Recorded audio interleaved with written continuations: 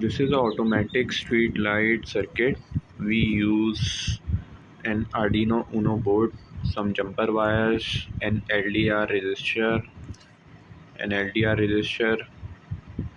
two resistors of 10k ohms and 330 ohms. These are jumper wires and LED bulb.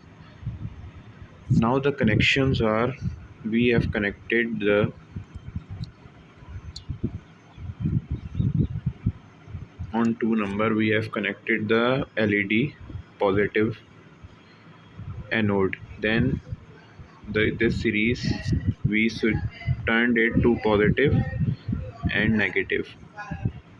From here we connected it to 5 volts and ground.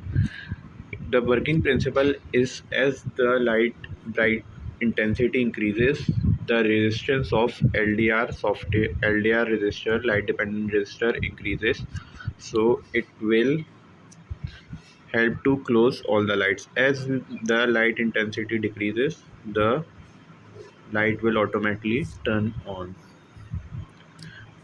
So we have like this.